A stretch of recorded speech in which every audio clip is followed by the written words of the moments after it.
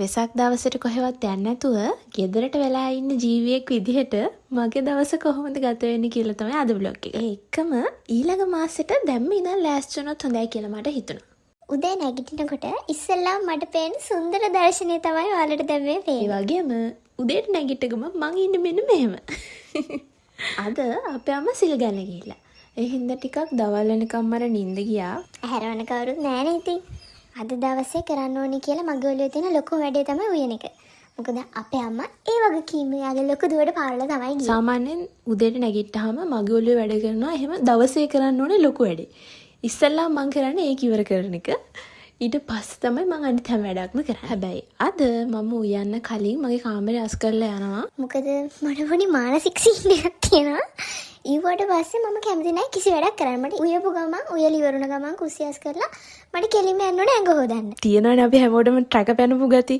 ඉතින් මගේ එකක් තමයි ඒක. උයලි වුණාට පස්සේ අඩුම ගන්න මට පට්ට බඩගින්න තිබ්බත් මම කන්නේවත් නැහැ. කිව්වොත් අනිවාර්යෙන් අනිත් පැත්තට ගිහින් ඇඟ හොද ගන්න ඕනේ. මම හැමතිස්සෙම ගෙදර උයන මිනිසෙක් නෙමෙයි. හැබැයි ඉඳලා හිටලා තමයි කවුරුත් ගෙදර නැති වෙලාවට නිදහසේ උයන්න මේ වගේ chance එකක් මට හම්බෙන්නේ. ඒ ඉඳි ඉතින් මං හෙන ගැම්මේ වැඩේට වැස්සා. උදේට බලය ජය ශක්තිය ගන්න මේ වගේ මොන හරි මට බොන්න ඕනේ. හැබැයි හැමදාම කූල් බොන්නේ නැහැ. එතන ඉන්න බොනවා. උයන එක නම් මම වැඩි වීඩියෝ කරන්න ගියේ නෑ. ඇත්තට මේ වැඩේ කළොත් එහෙම අද අපේ ගෙදරට කන්න වෙන්නේ. වැඩ ටික ඔක්කොම ඉවර කරලා ඕෂයක් දාගත්තට පස්සේ හම්බේ තියෙන සනීපේ.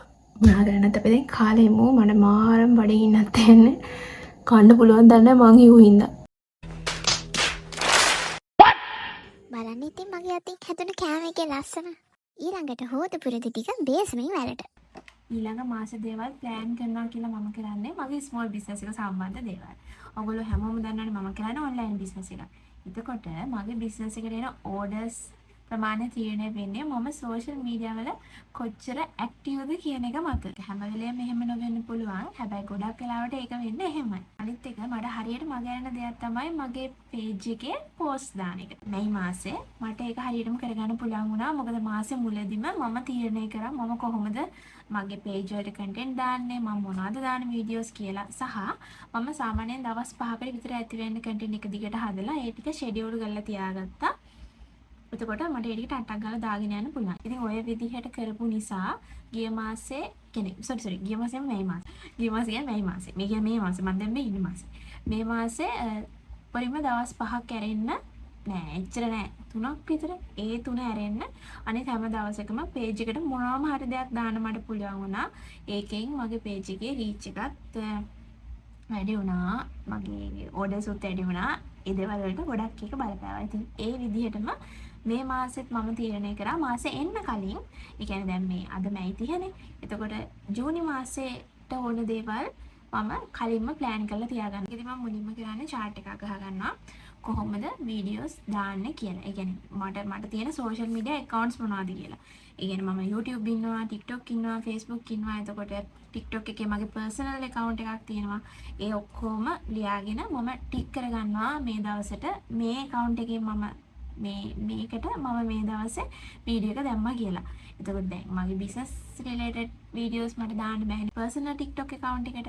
එතකොට මගේ personal TikTok account එකේ දාන videos ටික මම වෙනම හදා ගන්නවා. ඊට අමතරව මම ආපහු ලියා ගන්නවා මම මොන වගේ දේවල්ද දාන්න හිතාගෙන ඉන්නේ කියලා. ඉතින් මිනි vlog එකක්ද එහෙම නැත්නම් ඔඩ පැකින් වීඩියෝ එකක්ද ඒ වගේ ඒ දේවල් ටික මට ඔළුවට ideas එන වෙලාවට මම ඒ ටික ටක් ගාලා ලියා ගන්නවා. ඔයගලන්ට ඒක නම් මම පෙන්නන්නම්. අපි තියෙන්නේ කැතට. මේ තියෙන්නේ මම එහෙම ලියාගත්ත ලිස්ට් එකක්. ඉතින් ඒකේ ලිස්ට් එක මේ ලියාගෙන ටක් ගාලා මට මතක හිටින විදිහට මම කටුවට ලියාගෙන මම වීඩියෝ එක හැදුවට පස්සේ මම ඒක කපලා දානවා. එහෙම තමයි මම කරන්නේ. ඇත්තට මේක වැඩ කරා මට නම් ඉතින් ওই විදිහට තමයි මම අද දවසේ ප්ලෑන් කරන්න හිතාගෙන ඉන්නේ. සාමාන්‍යයෙන් මම මේ වගේ දේවල් ලියාගන්නේ හරිම කටුවට අර ලස්සනට හැඩ වැඩ දාලා එහෙම ලියාගන්නේ නැහැ. අර මම කිව්ව chart එක නම් තියෙන ෆෝන් එකේ. මම ඒක ඔයාලට පෙන්නන්නම් ස්ක්‍රීන්ෂොට් එකක් හරි දාන්නම්. ඉතින් මේ මාසෙක මම ස්ක්‍රීන්ෂොට් එකක් දාන්නම්. මේ අර එහෙම ලස්සනට ලියාගන්න එහෙම ලියන්නේ නැහැ. මම කටුවට තමයි ලියන්නේ. මට ඒක බලා ගන්න පුළුවන්කම තිබ්බාම ඇති නිසා.